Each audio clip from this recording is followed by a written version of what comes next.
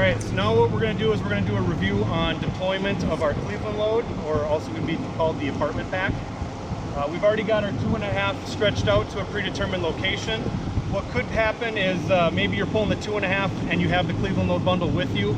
On this one, we've just already pulled the 2.5 out, and we're just going to kind of show the mechanics of actually deploying our Cleveland load. So the 2.5's already been pulled out. If there was a nozzle on it, we would have removed the nozzle, and now our firefighter is going to go locate the apartment pack and Cleveland load. Typically, a Cleveland load has 2 bundles. Each bundle has 100 feet, so you have a total of 200 feet on an apartment pack or a Cleveland load.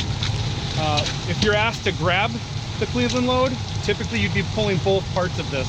Just for the demonstration purposes, we're only going to be grabbing the 100-foot section with the nozzle and the actual apartment bag that has the Y. Firefighter Lieutenant Lundquist is actually going to grab a hand tool as well and kind of show how we can make some operational advancement once this is deployed.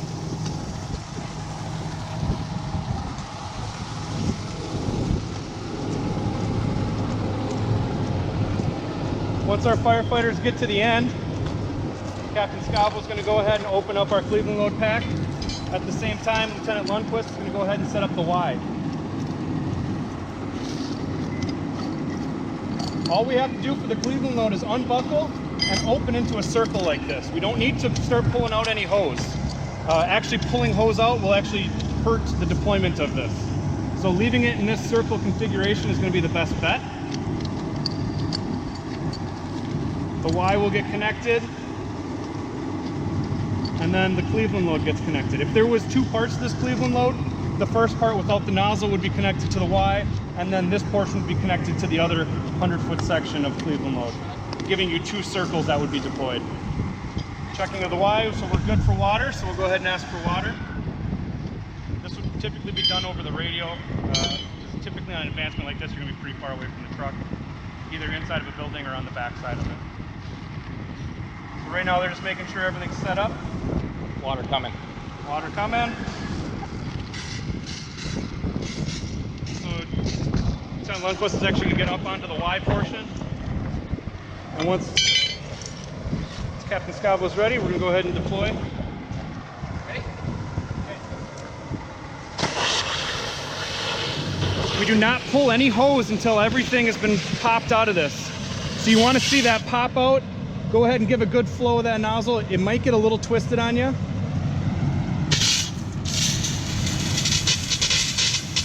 And even if we're in an apartment, you got to get that bled out, because if we take that all the way up to an apartment line, you could be having a lot of air in your hose line.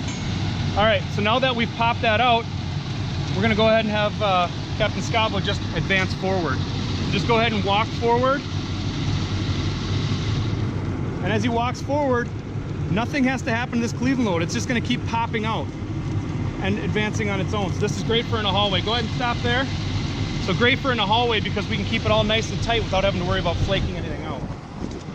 From this point, we're gonna go ahead and drop down. Scavo, let's pretend like we have to advance through a hallway. So what we're gonna do is, taking that right hand, we're gonna pin it to our hip. Left hand, keeping that nozzle and bail about an arm's length away. Lieutenant Lundquist back here, he's got a hand on the hose line and he's got a tool with him, so they're gonna be able to advance. Captain Scavo is going to use a different technique today, kind of sounding that floor and just moving forward slowly, 1 foot at a time. And as he's moving, Lieutenant Lundquist, you need to push that hose into him so he doesn't really have to work to move that hose. Your job is just there to pull it forward for him. And one thing we can do here, I'm just going to stop real quick. So as you can see, he's kind of trying to move forward looking the whole way. I do like to do that. I like to be able to see where we're going.